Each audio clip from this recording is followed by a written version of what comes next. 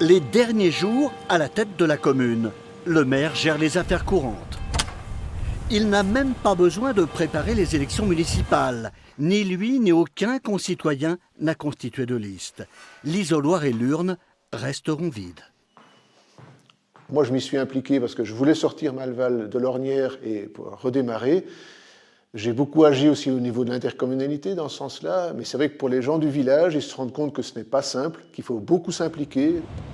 Maleval, 59 habitants, un village perché sur les contreforts du Vercors, un haut lieu de la résistance, devenu un site touristique.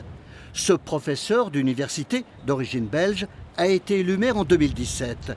Il s'est engagé pour sortir de l'instabilité municipale et de l'endettement. C'était à la fois difficile de redresser une mairie qui était dans une situation très délicate au niveau financier, de la restructurer, mais aussi c'était un contact très fort avec les habitants. Vincent Bayot se représente, mais dans la ville voisine, à 20 km de Maleval. En 5e position sur une liste écologique, en phase avec son action municipale. Il fait partie des maires engagés dans la lutte anti-pesticides et la démocratie participative. À Saint-Marcellin, il y a un enjeu important, il y a une population déjà beaucoup plus nombreuse. Et aussi pour moi, l'engagement écologique, il doit être lié à un engagement social, puisqu'il y a une population ici qui a besoin d'être aidée dans la transition écologique.